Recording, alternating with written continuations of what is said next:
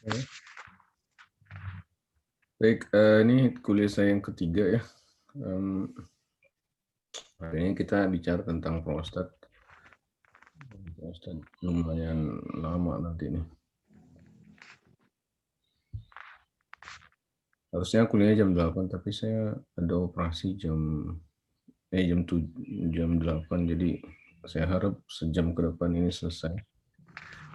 Saya bisa operasi pagi ini. Udah datang ya? Ada yang absen nggak? Berapa sih jumlah pesertanya? Satu kelas 8-nya berapa orang?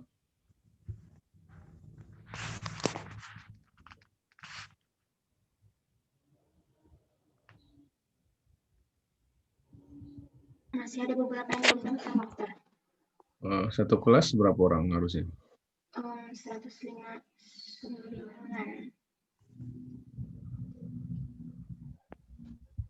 150 atau 159, dokter.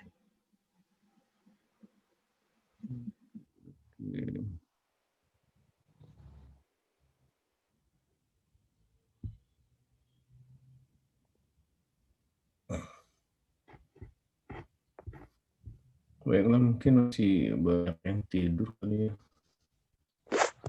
Hari minggunya. Saya mulai aja.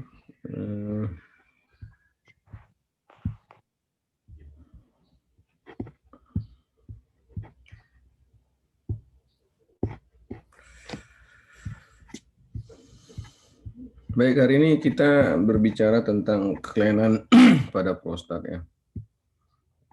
Oke.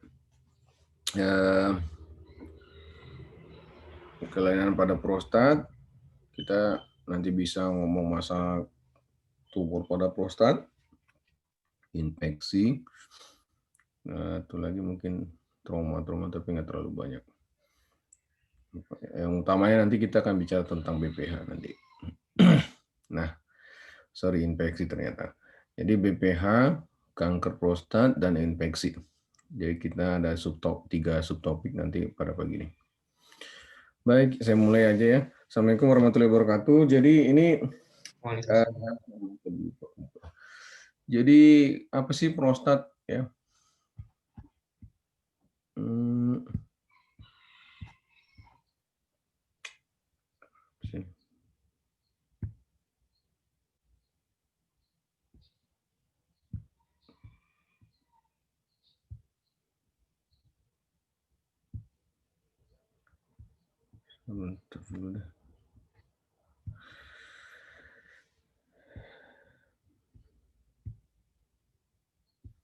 Nah, prostat itu sebenarnya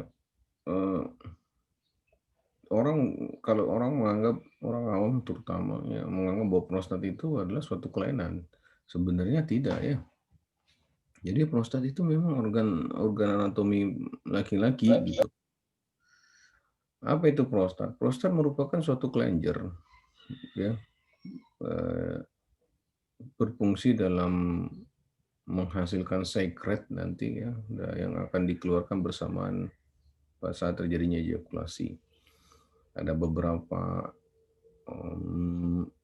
kelenjar nanti, cairan nanti yang dikeluarkan yang berperan untuk membantu proses ejakulasi tadi. Nah, dia merupakan suatu struktur yang terdiri atas kelenjar dan fibromuskular. Ya.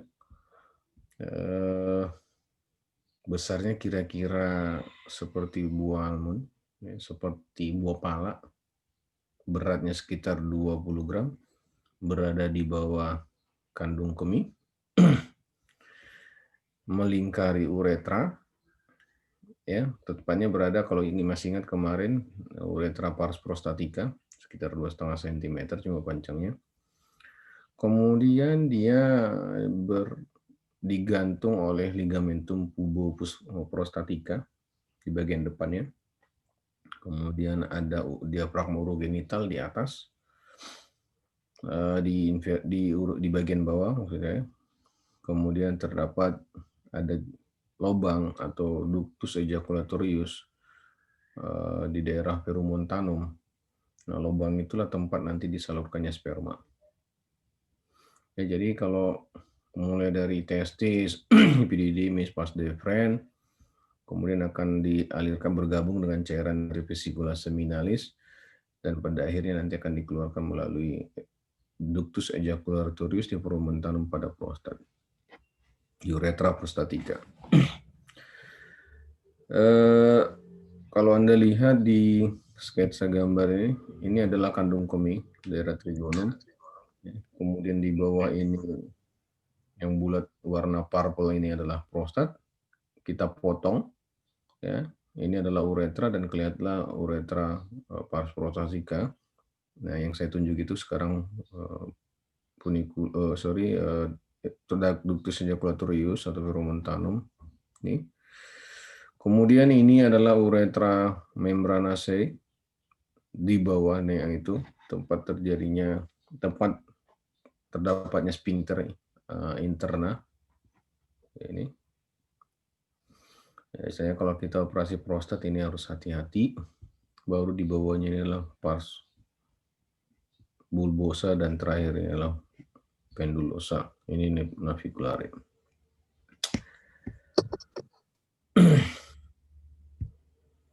Nah, menurut si ini, ya, McNeil itu membagi prostat menjadi beberapa zona. Ya. Dia membagi atas 5 zona. Ada zona perifer, ini zona perifer di paling luar sekali. Kemudian zona di daerah sentral. Zona yang sentral itu yang di arsir ini. Nah, nih tepatnya ini yang di arsir. Kemudian ada zona anterior fibromuskular, ini dia di depan. Nah, nih kalau lebih jelasnya yang foto yang ini. Kemudian ada daerah transisional antara perifer dengan sentral. Kira-kira ini dia mungkin gambarnya di sini. Ya, ini jika ini sentral, ini perifer berarti antara ini. Dan yang terakhir ada presphincter zona. Atau transitional zone ini dia. Ternyata sudah dikasih tanda. Kemudian di daerah sphincter di bawah. Dari zona, kenapa dibagi oleh si McNeil ini? Dari zona itu ternyata ya banyak manfaatnya sekali. Kenapa? Biasanya kanker prostat, ya, atau prostat yang ganas itu berada di daerah perifer, terutama perifer dan di daerah sentral. Jadi hampir 80% kelainan berupa keganasan atau kanker prostat itu berada di daerah perifer dan satunya lagi di daerah sentral ini. Sedangkan prostat yang jinak, contohnya BPH gitu ya, itu terutama di daerah transitional zone, ya, yang ini, yang melingkari uretra. Ini uretra ya, ini uretra. Transitional zone dan anterior fibromuskular. Jadi nanti kalau kita bicara selanjutnya nanti tentang prostat yang CA, yang kanker, biasanya kita ngambil sampelnya itu nanti yang harus yang ini, makanya nanti akan lebih baik kalau kita ambil dari tempat yang lain, bukan dari uretra. Jika Anda lihat ini uretra, kemudian ini zona transisional, ini zona ini foto yang kutuan ini zona perifer, ini yang hitam ini sentral, dan yang diarsir adalah sentral, dan ini yang paling luar perifer. Maka kalau seandainya ada CA di sini, ini uretra yang memanjang, maka untuk akses untuk mengambil prostat ini yang paling gampang yang di luar dari uretra. Karena ini paling banyak gampang itu di daerah uretra, itu adalah transitional zone.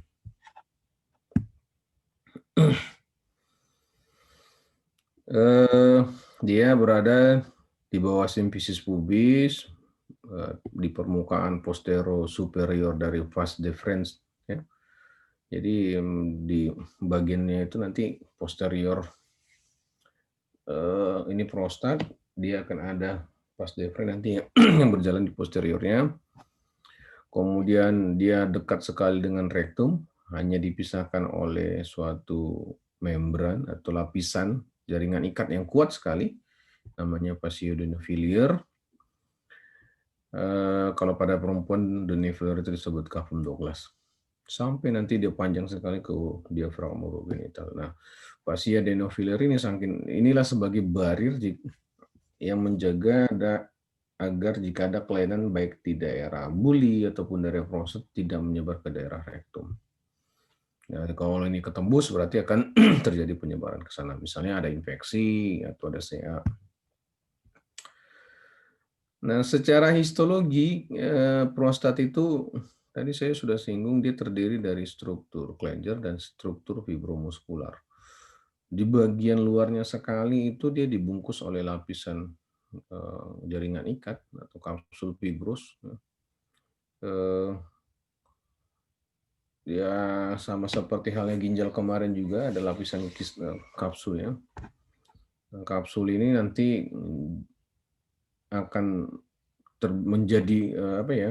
Kalau pada kasus-kasus pembesaran kelenjar prostat karena prostat bagian transisionalnya terus bertambah, maka nanti kapsul itu akan terbentuk juga jadinya. Sebenarnya bukan kapsul ya.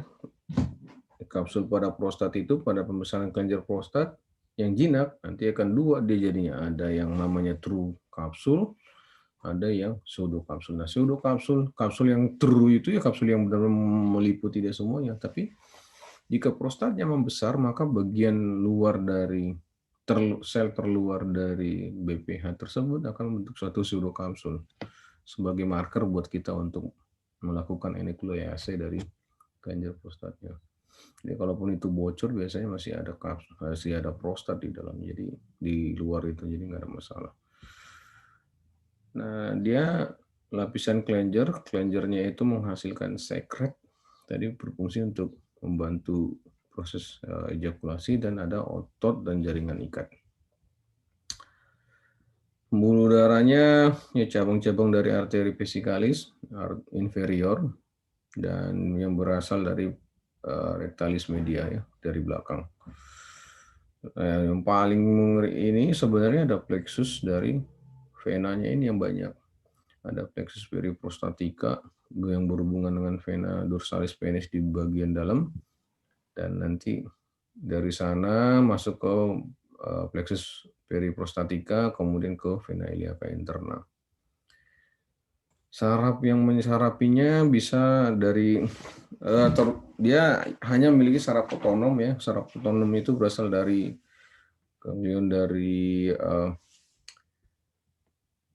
presakral ya. Ya, terdiri dari simpatis dan parasimpatis nanti. Sedangkan kelenjar lim sesuai dengan aliran dari pembuluh darah baliknya atau venanya biasanya sama biasanya. Mulai dari limnoid iliaca, sacrum, copesica, iliaca externa, iliaca communis ya. Nah, kenapa ini penting? Biasanya daerah limpatik ini kita harus tahu aliran limnya kemana. Buat apa? Terutama nanti pada kanker prostat. Nah, nanti akan dicari kelenjar getah beningnya atau KGB-nya atau limpatiknya. Biasanya akan dibuang sekalian. Nah, sekarang kita masuk di subtopik pertama itu tentang BPH. Apa sih BPH? BPH merupakan atau benign prostatic hyperplasia ya. Jadi pada benign prostatic hyperplasia, pertama Anda harus tahu dulu terminologi hiperplasia ya. Ada hiperplasia, ada hipertrofi. Dulu disebut dengan hipertrofi ya. Ternyata setelah diteliti orang ternyata bukan hipertrofi saja yang terjadi pada kelainan pembesaran jinak dari prostat. Nah, hipertrofi itu artinya selnya itu tidak bertambah jumlahnya, tapi ukuran sel yang bertambah. Contohnya orang binaragawan gitu ya, jumlah selnya segitu tapi ototnya semakin menebal jadinya. Itu yang hipertrofi. Sedangkan hiperplasia bukan jumlah sel yang bertambah ukuran, tapi jumlahnya. Ya. Jadi semakin membesar itu bukan karena ukurannya membesar, tapi karena memang selnya semakin padat, semakin banyak.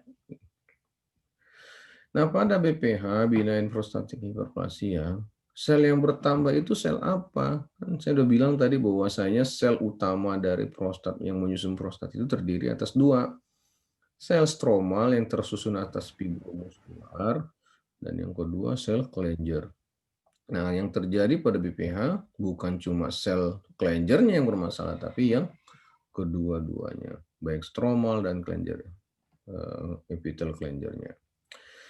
Kenapa dia bisa membesar? Ya, membesarnya karena adanya banyak teori sebenarnya, tapi banyak teori hormon testosteron itu yang paling banyak dianut. Yang kedua, teori ada namanya membran basal cell, teori komunikasi sel, interaktif intersel, namanya autokrin. Kemudian ada teori imbalance estrogen dan testosteron, macam-macam. Tapi itu semuanya teori. Dari semua teori-teori tersebut ternyata dilihat yang paling dominan penyebabnya adalah karena adanya pengaruh hormon testosteron, ya. Terutama nanti dia akan lebih sensitif terhadap dihidrotestosteron. Dihidrotestosteron itu merupakan bentuk aktif dari testosteron. Nah, dihidrotestosteron nanti akan berikatan, dihidrotestosteron itu nanti akan dibawa ke reseptor dari dihidrotestosteron sendiri di dalam sitoplasma sel prostat. Nanti di dalamnya akan terjadi proses inisiasi untuk pembentukan sel.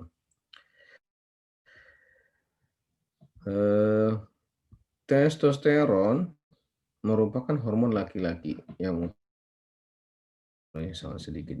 Testosteron itu dihasilkan 99% oleh testis. Jadi memang benar-benar yang membeda 1%-nya itu bisa dihasilkan oleh lemak-lemak di daerah perifer dan kelenjar suprarenal. Pada perempuan ada hormon testosteron? Ada. Laki-laki juga ada hormon estrogennya, ada. Kenapa bisa begitu? Karena itu perubahan dari bisa dari kelenjar suprarenal ataupun lemak yang dihasilkan oleh lemak-lemak perifer yang di dalam tubuh. Jadi kalau seandainya 99% yang tidak ada testisnya, maka cenderung nanti orang tersebut akan mirip seperti perempuan.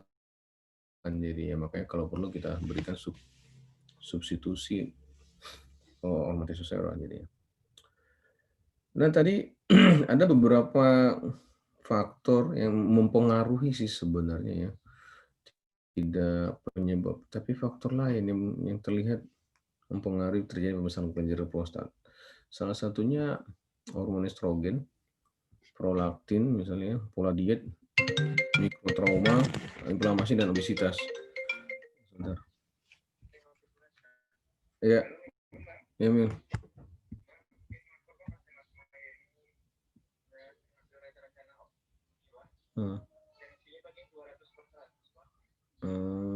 Coba kasih obat dulu deh. Nggak usah. Kasihin aja. Kasihin aja apa namanya? Amlodipin 10 mg aja. Kasih sekarang ya, agak tunggu agak sejam lagi. Minum di apa kan di spinal juga. Yuk.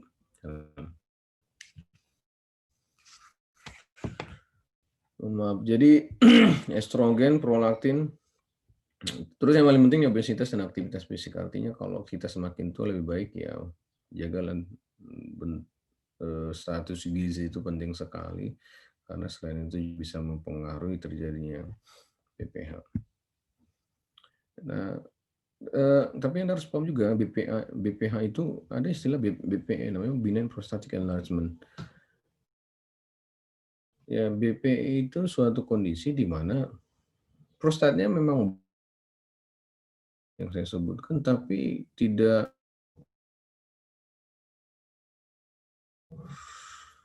Jadi sebutnya dia BPE. BPE dulu, BPH itu merupakan bagian dari BPE gitu.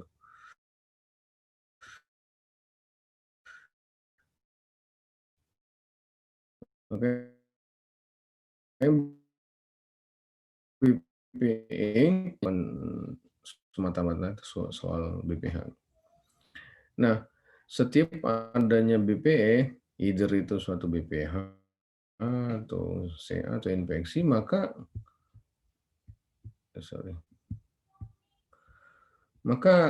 akan bisa menimbulkan suatu obstruksi. Ya, obstruksi karena adanya BPI ini kita sebut dengan benign prostatic obstruction. Ya, prostatic obstruction ini ya, pembesaran kelenjar prostat yang membesar ini yang menyebabkan obstruksi pada pada saluran kemih bagian bawah. Dia mengobstruksi kandung kemih maka disebut dengan BOO, bladder outlet obstruction. Ya. Jadi harus dipahami dulu nanti kalau Anda baca-baca buku ini apalagi BOO ada BP. Nah, bagaimana prevalensinya? Prevalensi adanya BPH ini sekitar 70%.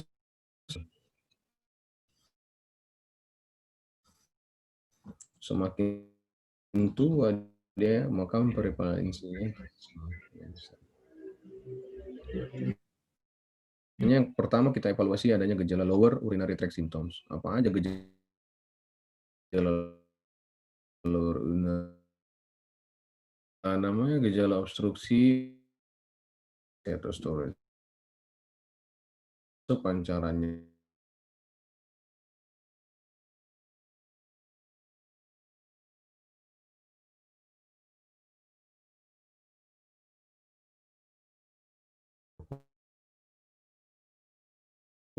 urgensi, nokturia, artinya apa? Urgensi itu tidak bisa menahan kencing sebentar pengen kencing aja. Yang dikencingkan padahal sedikit. Sedangkan nokturia pada saat malam hari. Selain gejala LUTS ini, ada gejala hematuri, bisa karena nyeri karena batu, nyeri karena infeksi. Kemudian harus kita tanyakan ada riwayat operasi sebelumnya apa tidak. Mungkin trauma pada di selangkangan karena cedera trauma uretra seperti kemarin kita bicarakan. Nah, karena dia berusia 60 tahun, jangan lupa kita harus menanyakan fungsi seksualnya. Tadi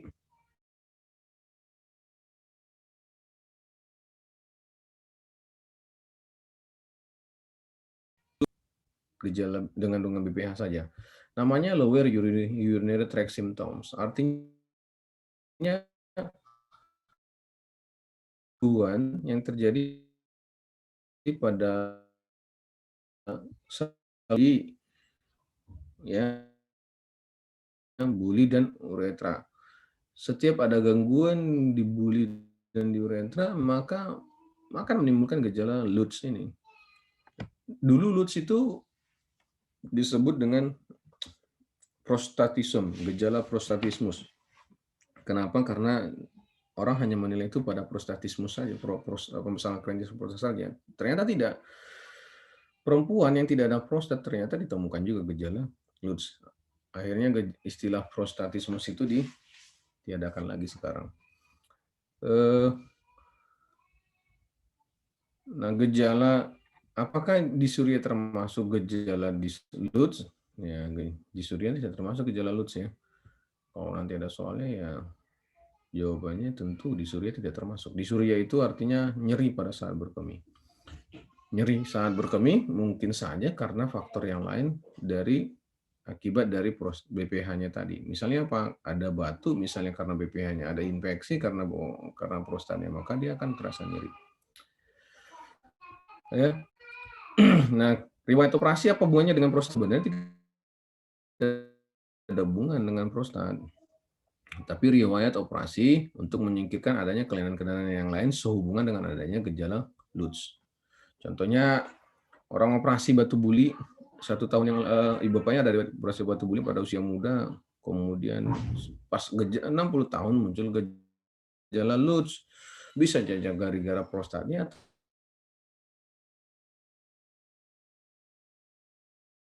Buat apa? Bukan karena prostatnya cederanya makanya dia jadi BPH, tidak, tapi cedera itu menyingkirkan differential diagnosis yang lainnya. Sedangkan konsumsi obat, ada beberapa obat ya yang menimbulkan gejala LUTS juga. Contohnya jika Anda mengkonsumsi obat-obat flu ya, apa ya, contohnya macam-macam obat yang di warung. Kan heran kalau Anda merasa kencing Anda tidak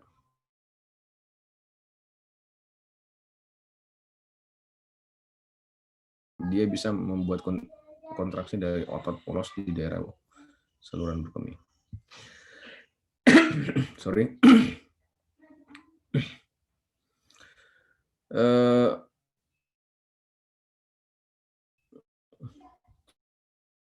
Adanya BO berat ringannya gejala dari bladder outlet obstruction tadi ya, salah satunya BPH tadi, maka digunakanlah suatu sistem skor ya. Sistem skor ini terdiri dari 7 pertanyaan klinis, namanya IPS skor, terdiri dari 7 pertanyaan klinis yang mana terdiri dari 4 gejala obstruksi, 3 gejala iritasi, mulai dari nilai 0 sampai 5 dan maksimum skornya adalah 35. Selain itu ada 1 pertanyaan untuk kualitas hidup, nilai maksimumnya 7, artinya semakin tinggi skornya maka kualitas hidupnya akan terganggu. Nah, berdasarkan IPSS inilah nanti kita akan membagi derajat ringan, sedang, berat dari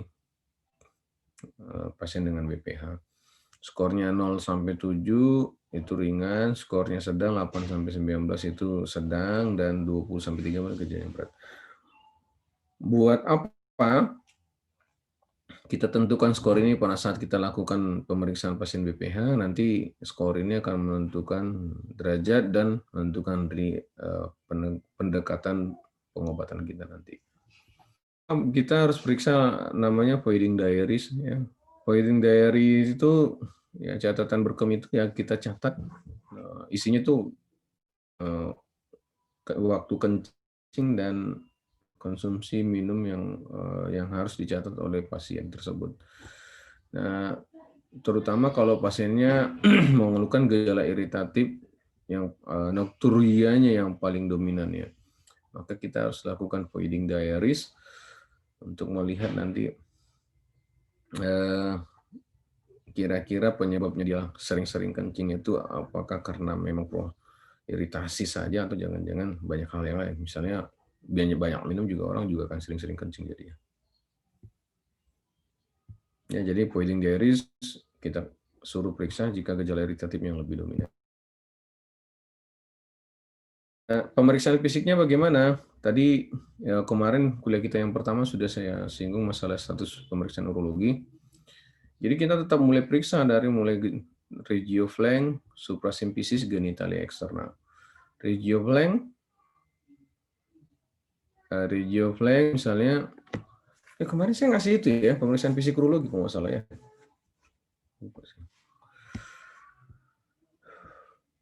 Flank itu ya yang kita nilai ginjal ya. Kita lihat inspeksi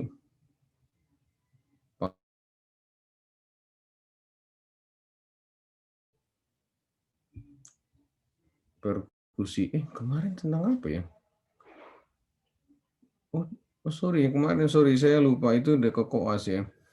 Jadi pemeriksaan fisik itu dari flank itu apa sih? Flank itu di daerah bagian dari regio sih sebenarnya, regio flanknya.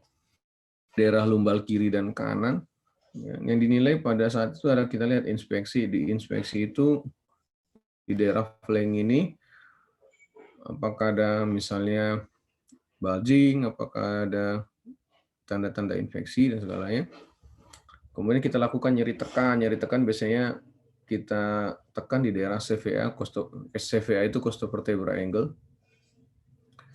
Kemudian nyeri ketok juga ada apa enggak di daerah CVA. Artinya kalau ada nyeri tekan atau nyeri ketok di daerah CVA berarti terjadi inflamasi di daerah retroperitoneum yang baik mungkin dari ginjal atau jaringan sekitarnya.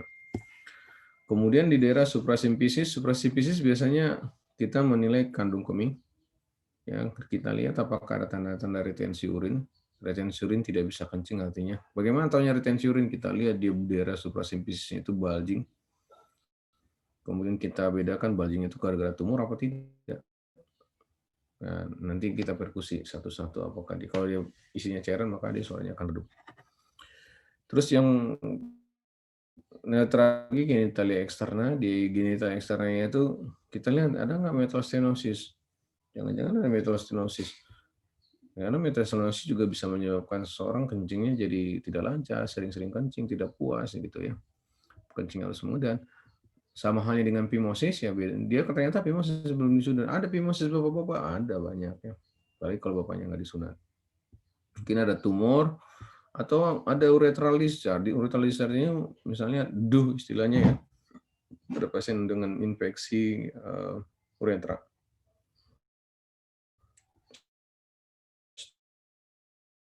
Rectal eksaminasi. Apa tujuannya DRE? Tujuan utamanya DRE hanya untuk melihat apakah ada atau tidak suatu nodul. Karena jika ada suatu nodul, maka besar kemungkinan itu adalah suatu keganasan. Jadi kalau ditanya, screening pertama yang dikerjakan untuk membedakan antara kanker prostat dan BPH, pembesaran prostat jinak adalah, jawabannya tentu adalah pemeriksaan colok dubur. Ya.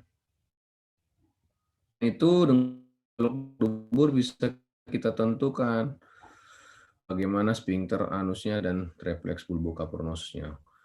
Sphincterannya gimana menilainya? Kita masukin pada saat kita rectal tuse, masukin ke jari sudah masuk ke dalam anus, nanti kita rasakan apakah ada jepitan dari sekitar anus yang melingkari jari kita. Jika itu ada, berarti sphincternya bagus.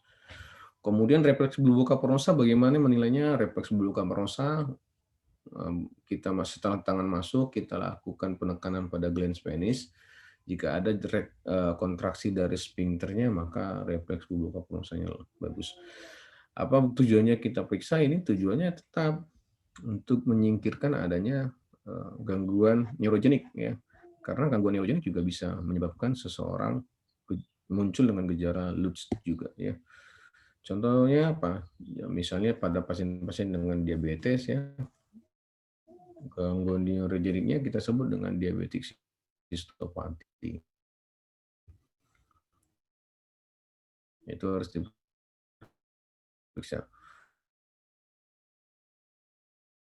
pasca operasinya nanti atau pengobatannya. Pemeriksaan urin ya, itu yang paling sederhana kita periksa dulu. Buat apa? Satu, melihat apakah ada tanda-tanda perdarahan, atau yang kedua yang paling penting untuk melihat apakah ada infeksi. Kenapa bisa terjadi infeksi? Karena adanya prostat tadi akan cenderung menyebabkan sisa berkemih. Sisa air kemih di dalam kandung kemih itu akan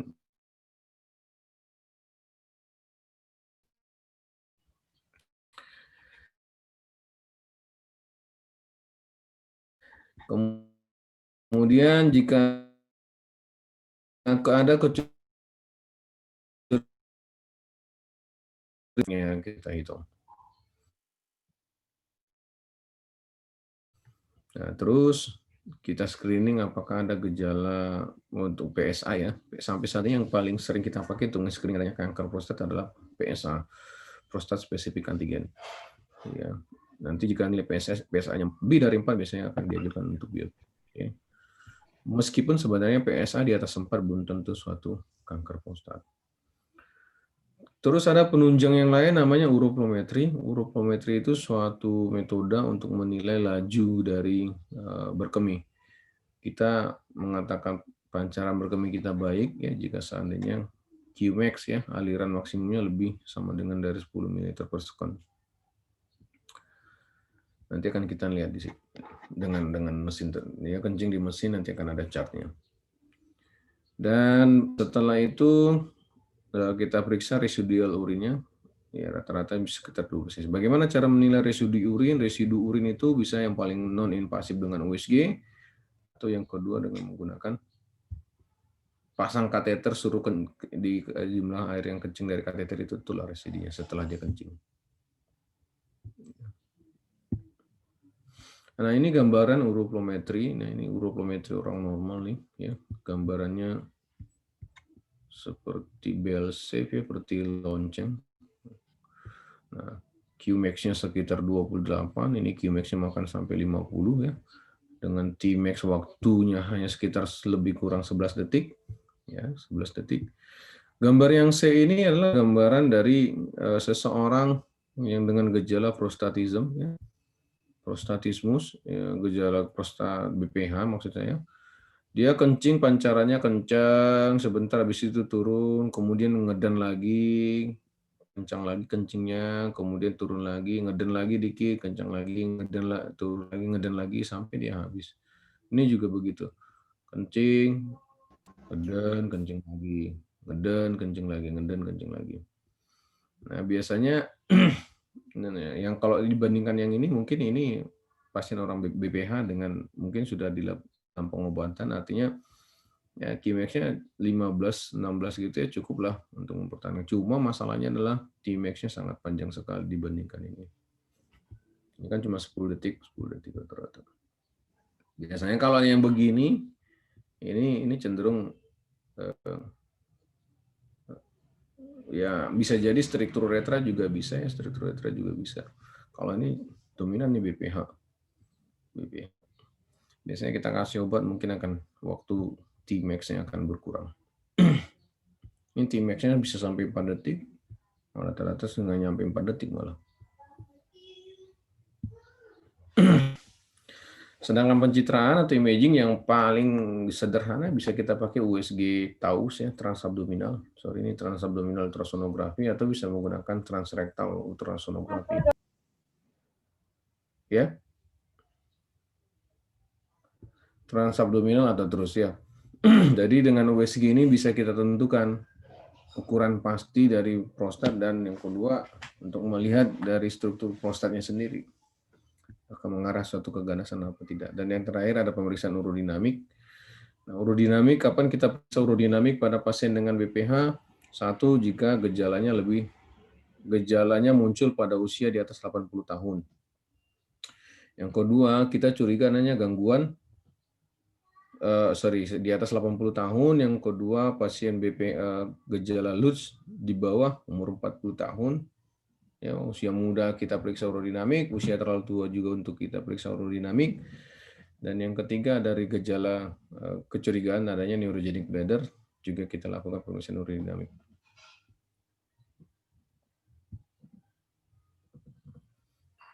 Nah, apa tujuan terapi? Ya, tujuan pengobatan itu hanya memperbaiki kualitas hidup pada BPH. Jadi kita tidak memikirkan, apalagi kalau tidak ada tanda-tanda absolut untuk dilakukan operasi. Maka tujuan kita hanya memperbaiki kualitas hidupnya saja, bukan mengurangi ukuran prostatnya, bukan itu yang utama. Makanya nanti pada IPSS itu salah satu tools yang bisa kita pakai untuk mengevaluasi keberhasilan pengobatan. Nah, pengobatannya apa? Nah, tadi saya sudah singgung mengenai IPSS ya. Jadi berdasarkan skor IPSS yang kita hitung tadi, maka kita bisa kelompokkan pengobatannya. Artinya jika dia IPSS-nya kurang dari 7, kita kategorikan sebagai gejala ringan. Ya, mungkin kita tidak perlu memberikan obat-obatan apapun. Nah, yang kita berikan hanya memberikan memodifikasi gaya hidup ya. Artinya ini pendekatan yang bersifat watchful waiting, yang kita tunggu apa sampai muncul gejala. Ya. Bagaimana memodifikasi gaya hidup? Ya, tentunya kita ukur berat badannya berapa BMI-nya. Kalau dia berat badannya berlebih atau dia obes, ya kita anjurkan untuk olahraga dan mengurangi dietnya. Kemudian Kalau dia suka minum kopi, suka minum alkohol misalnya ya, suruh berhenti ya. Kalau dia memang alkoholisme itu atau suka kopi sama sama benar-benar addict banget minum kopi, ya anjurkanlah minum-minum itu jangan malam hari. Buat apa? Biar tidak mempengaruhi nanti mixinya pada saat malam. Nanti kalau dia tua suruh minum kopi juga malam, sering-sering kencing, ntar dia malah sering-sering kencing, nggak ada yang tahu jatuh di kamar mandi kan karena stroke misalnya. Nggak tidur-tidur kan tensinya tinggi, ada komorbidnya tensinya tinggi lagi misalnya. Terus yang paling penting adalah stigmanya bahwasanya di masyarakat kalau dia kencingnya tidak lancar pasti dianggap batu. Karena dia dianggap batu maka akan selalu disuruh minum air putih sebanyak-banyaknya. Udahlah sering-sering kencing, minum banyak, alhasil apa? Makin sering-sering kencing dan makin mengganggu kualitas hidup. Jadi apa yang dikerjakan masalah minum? Yang dikerjakan masalah minum adalah anjurkan saja minum biasa saja atau secukupnya saja. Bagaimana dia tahu dia kencingnya sudah cukup apa minumnya sudah cukup apa enggak? Anjurkan pasiennya melihat warna air kencingnya saja. Jika warna air kencingnya sudah jernih, bening gitu seperti air mineral begitu, berarti dia sudah cukup cairannya. Tidak perlu lagi memaksakan diri untuk minum yang banyak. Pada saat dia kencingnya warnanya udah agak kuning gitu, apalagi pekat, berarti dia harus minum lebih lagi dari itu. Cuma kalau mau minum banyak, minumlah yang banyak mulai dari dia pagi sampai sore. Jadi kalau malam ya jangan minum yang banyak biar nggak mengganggu nokturianya. Terus apalagi yang dikerjakan? Ingatkan bahwasanya ada beberapa jenis-jenis obat, terutama obat-obat flu ya yang menyebabkan seseorang kencingnya tersendat. Jangankan orang tua, kita aja yang muda juga bisa terjadi. Artinya kalau bisa dihindarilah mengkonsumsi obat-obat tersebut. Kalau memang tidak bisa dihindari juga ya dari awal dikasih tahu. Bisa jadi nanti akan mencetus terjadinya gejala yang lebih berat. Ya. Terus yang terakhir ada beberapa teknik fisioterapi sih sebenarnya untuk membantu dia kencingnya lebih tuntas. Ya, ada namanya massage yang dipijat misalnya di daerah perineumnya sendiri pada saat dia kencing untuk membuat lebih tuntas. Terus mensegerakan berkemih jika seandainya pengen kencing. Itu beberapa terapi yang kita lifestyle terapi itu yang bisa kita anjurkan kepada pasien jika sudah muncul gejala-gejala prostat dengan IPSS-nya kurang dari 7. Nah, jika seandainya IPSS-nya lebih dari 7, apa yang kita lakukan? Nah, baru mungkin perlu. Artinya gini, jika IPSS-nya lebih dari 7, secara klinis dia sudah gejalanya itu sudah mengganggu terhadap pasiennya. Jika dia sudah mengganggu, maka prinsipnya kalau dia sudah datang ke kita biasanya mengganggu kan. Kita hitung ternyata IPSS-nya memang lebih dari 7. Nah, biasanya kita akan memberikan terapi. Apa modalitasnya? Satu, bisa menggunakan golongan obat alpha blocker, golongan obat alpha reduktase 5 alpha reduktase inhibitor, bisa menggunakan obat-obat PDE5 inhibitor, antimuskarinik, atau kombinasi semuanya. Sedangkan fitoterapi kita tidak akan bahas ya. Alpha blocker apa itu sih? Alpha blocker itu ya tujuannya untuk menghambat kontraksi dari otot-otot polos di dalam prostat. Di dalam prostat juga ada otot polos, tadi kan sudah saya singgung di secara histologis. Harapannya dengan memberikan alpha blocker, kontraksinya terhambat sehingga pasien akan lebih rileks pada saat berkemih. Sedangkan banyak sekali alpha blocker ya. Alpha blocker itu ada alpha blocker 1A, 1B. Tapi terutama di daerah saluran kemih ya, yang dominan itu adalah sub alpha 1A. Ya, golongan yang paling sensitifnya lagi golongan 1A, dan yang paling sensitifnya lagi namanya tadi alpha 1A. Alpha 1A inilah yang banyak sekarang dijual di pasaran ya, contohnya golongan tamsulosin ya. Lebih sensitif katanya. Karena kalau obat-obat alpha blocker yang lain itu bisa mempengaruhi reseptornya lain, yang lain nantinya di tempat yang lain, contohnya di pembuluh darah, di jantung, sehingga kadang-kadang menimbulkan efek samping kardiovaskular yang lebih besar. Kemudian ada golongan 5 alpha reduktase inhibitor. Ini sebenarnya hormon yang mengubah reduktase inhibitor. Alpha reduktase ini adalah hormon dia adalah enzim yang mengubah hormon testosteron menjadi dihidrotestosteron. Hormon testosteron itu sendiri merupakan suatu substrat yang diperlukan dalam proses pembentukan sel dari prostat tadi. Sedangkan dihidrotestosteron bentuk potennya, artinya satu testosteron itu sama dengan 20 testosteron itu sama dengan satu dihidrotestosteron. Karena bentuk yang aktif dari testosteronnya itu adalah dihidrotestosteron. Dia lebih poten dibandingkan testosteron. Sehingga kita cari obat yang bisa menghambat konversinya ke dihidrotestosteron. Kemudian ada obat PDE5 inhibitor. PDE5 inhibitor dulunya dipakai untuk mengobati pasien-pasien dengan gangguan disfungsi ereksi. Tapi ternyata selain memperbaiki disfungsi ereksi juga bisa dipakai untuk memperbaiki pasien-pasien dengan BPH. Antimuskarinik itu obat yang menghambat kontraksi dari otot-otot detrusor. Ya. Obat-obat detrusor itu kan otot di dalam kandung kemih. Sehingga kontraksinya jadi semakin berkurang. Misalnya kita memberikan ini jika gejala iritatif yang lebih dominan, frekuensinya lebih banyak atau gejala urgensinya lebih dominan, maka mungkin akan kita berikan antimuskarinik. Nah, kombinasi bagaimana? Kombinasi itu tentunya akan lebih baik bila dibandingkan dengan single terapi. Apa yang bisa kita kombinasikan? Macam-macam. Misalnya pasiennya dengan BPH dengan IPSS-nya 25, ya. Setelah kita lihat dari gejala IPSS yang dominannya selain gejala obstruksi ada juga gejala iritatif dengan besar prostatnya, ya nggak terlalu besar prostatnya 20 21 gitu ya. Mungkin bisa kita kombinasi antara pemberian alpha blocker dengan antimuskarinik ya.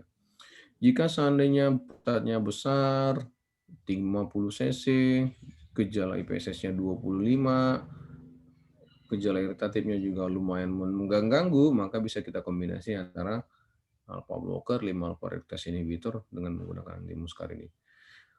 Jika seandainya gimana lagi, prostatnya kecil, 22 cc cuma, ya gejala obstruksinya nggak terlalu berat lah gitu, gejala iritatif juga begitu.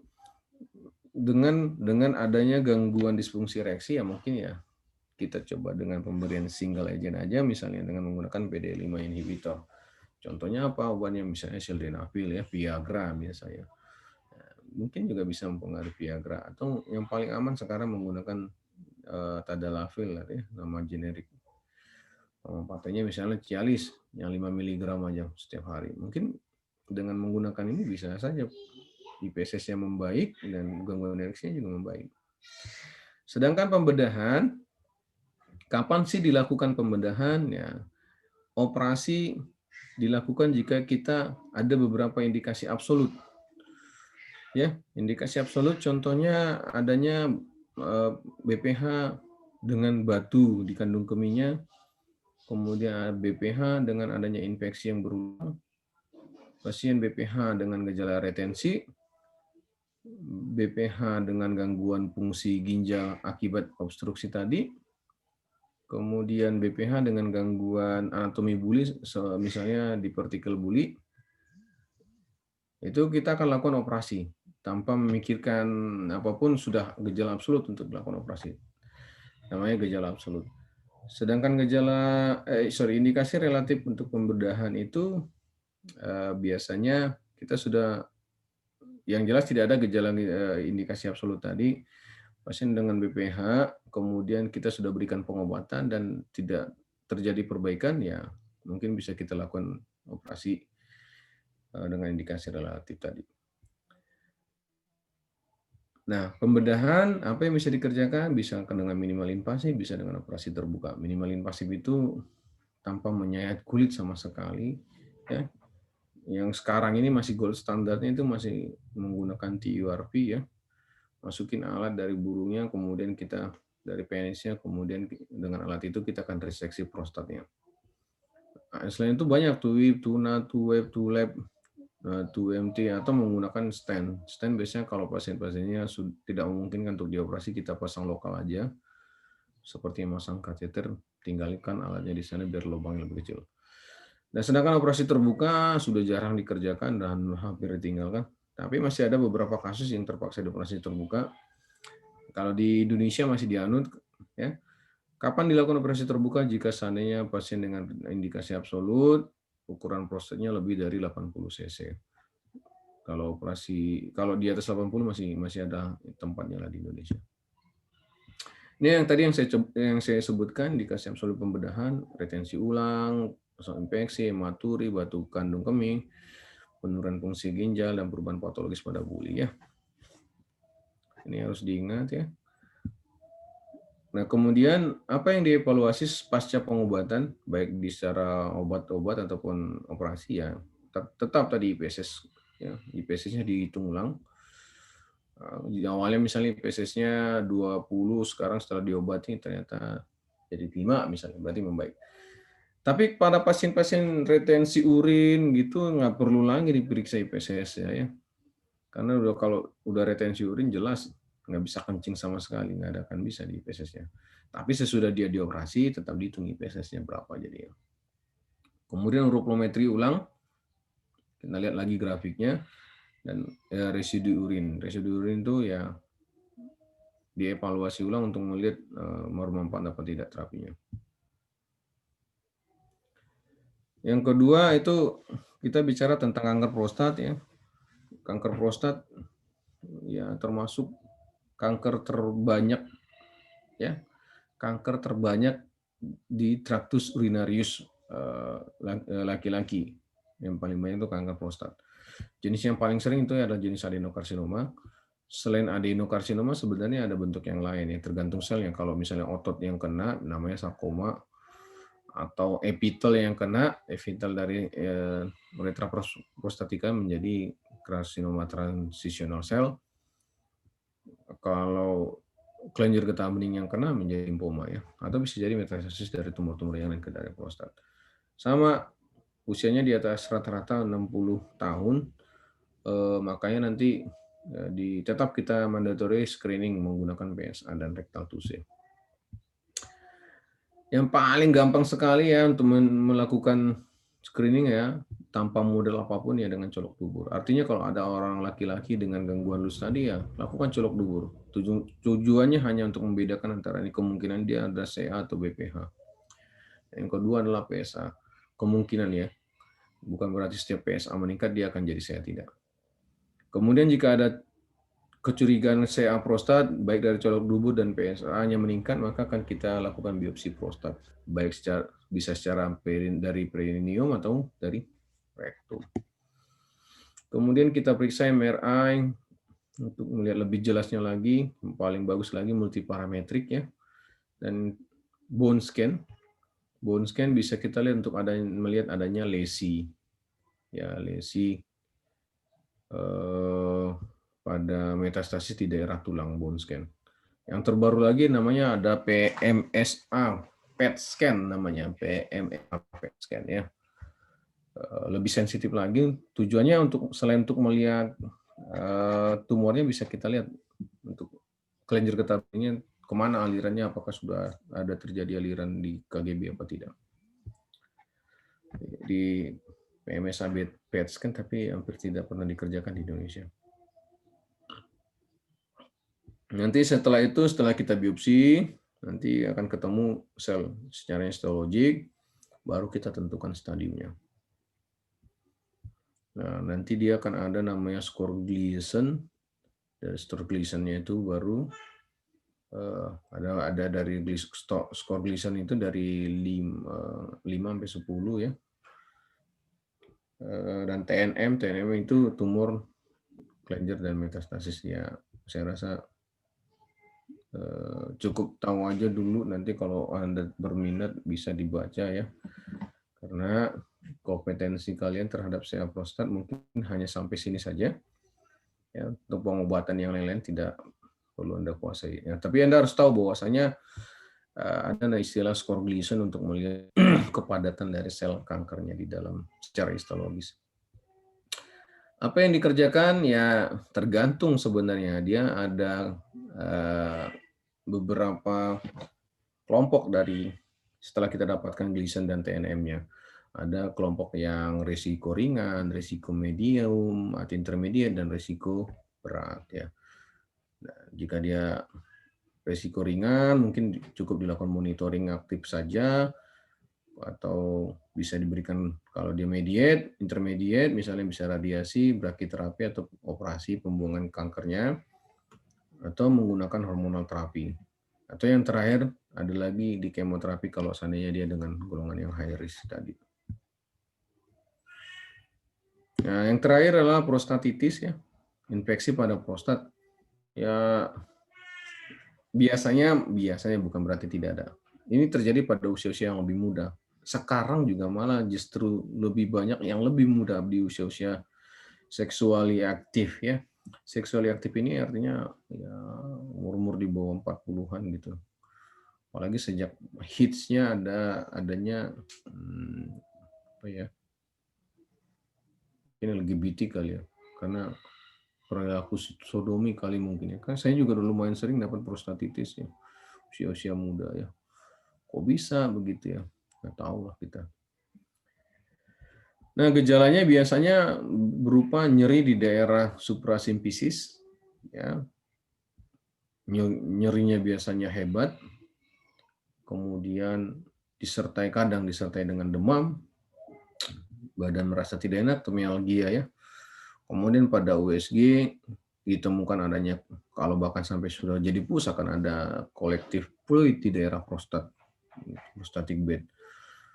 Bahkan ada yang sampai terjadinya fistulasi ke dalam rektum, ya, karena donor fillernya sudah hancur sebagai barier tadi donor filler. Dilakukan rectal tuse, biasanya prostatnya membesar, tapi dia kistik dan sakitnya sangat-sangat sakit sekali. Nah, pada kondisi yang sudah jadi abses, biasanya kita lakukan drainase, biasanya langsung drainase menggunakan transurektal ya, kayak di tur begitu, nanti nanahnya akan dikeluarkan. Apa penyebabnya? Nah, tadi yang paling sering itu adalah golongan Enterobacteriaceae. Enterobacteriaceae kan banyak di dalam traktus urinarius, di dalam traktus digestivusnya. Bagaimana bisa sampai di sana, macam-macam ya.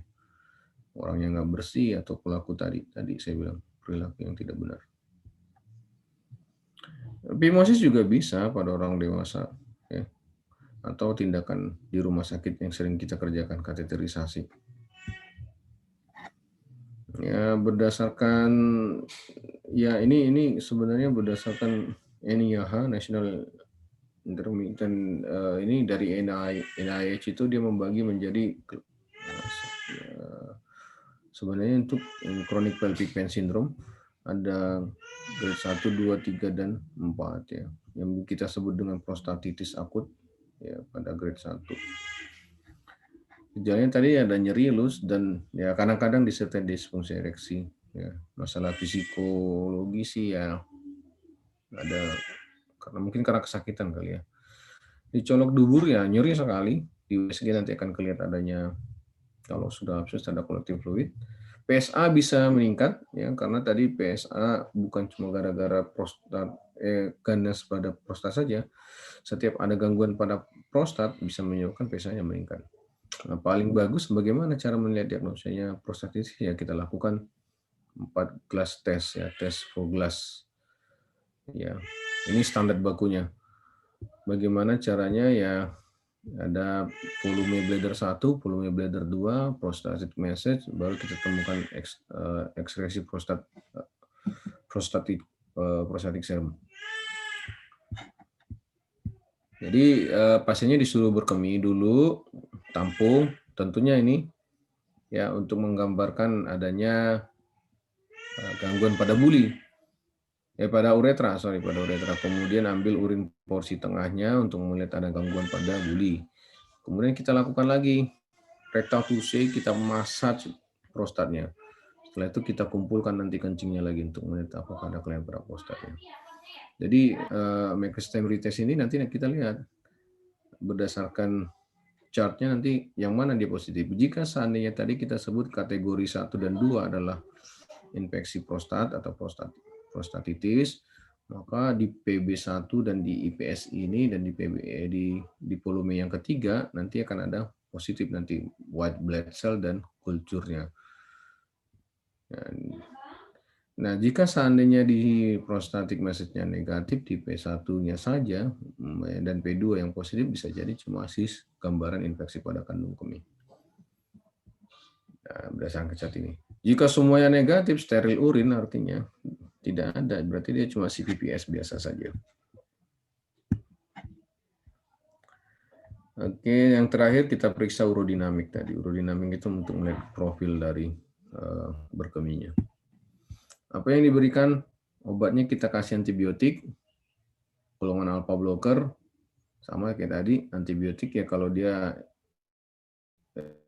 berdasarkan NIH yang golongan 1 dan kencingnya antiinflamasi mungkin bisa diberikan ya. Dan hormonal jarang. Neuromodulator biasanya kalau seandainya ada gangguan neurogenik sebagai penyebab dari prostatitisnya ya.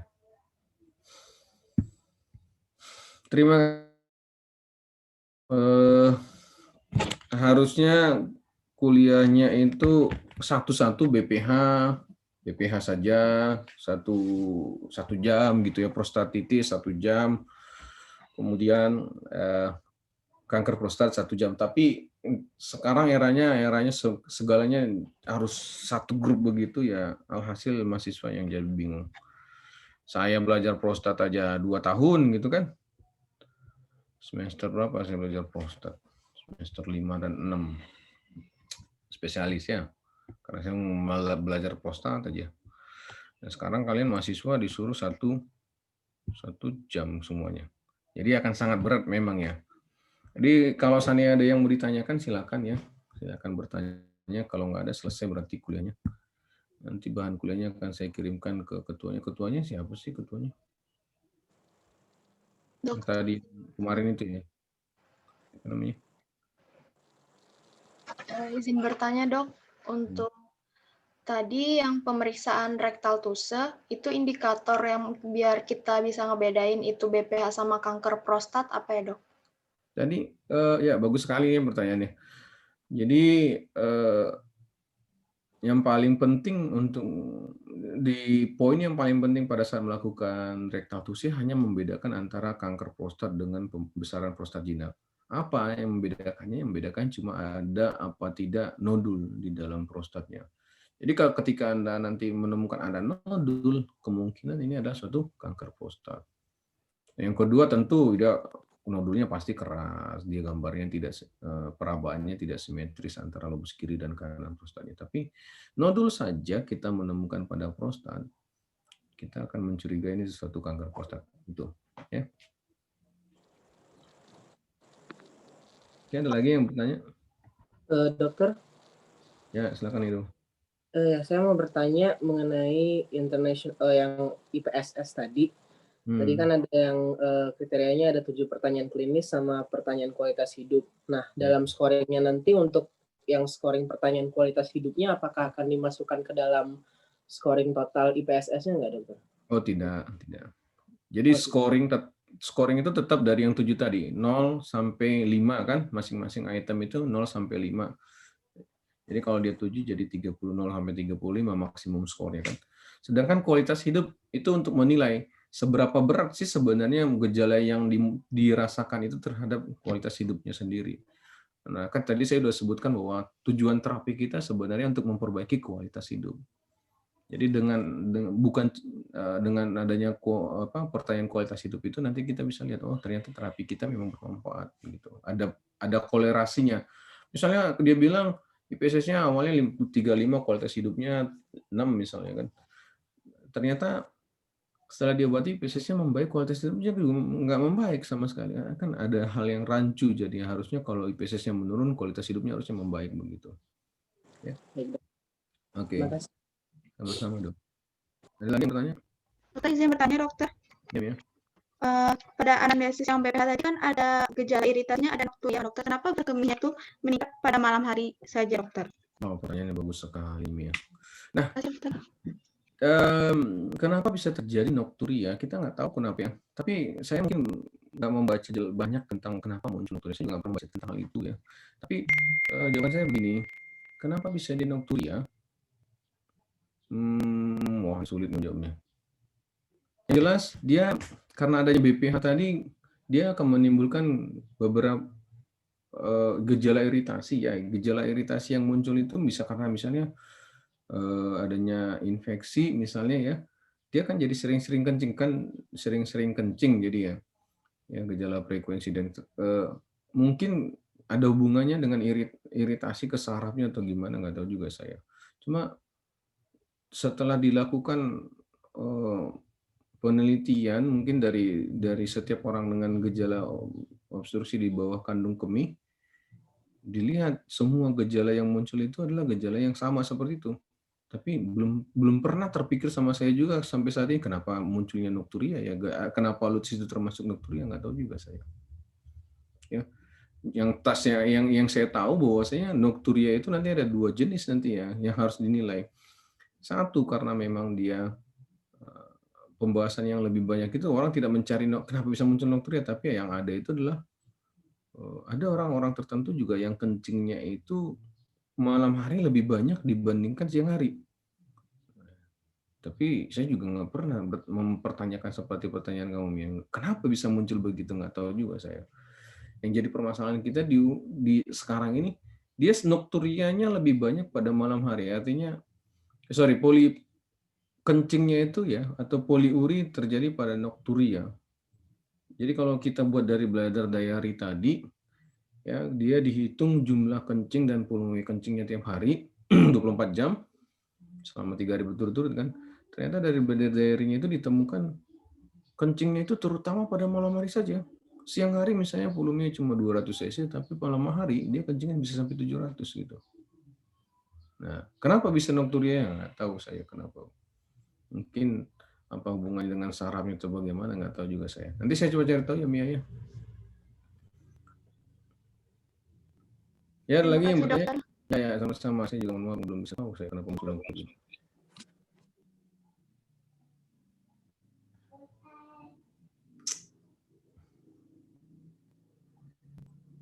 Ada lagi yang bertanya?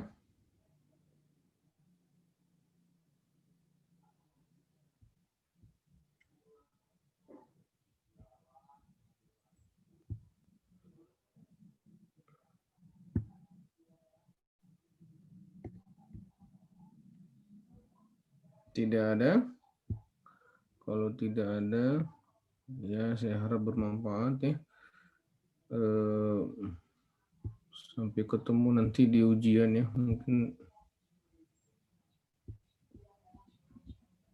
oke ya, kalau nggak ada saya cukupkan sekian. Terima kasih atas perhatiannya ya. Kalau ada hal-hal yang lain mungkin ya boleh ditanya, boleh WA atau apa, silakan ya.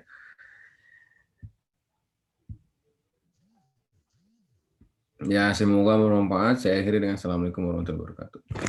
Waalaikumsalam. Waalaikumsalam warahmatullahi wabarakatuh. Terima kasih banyak. Terima kasih, dokter. Terima kasih, dokter.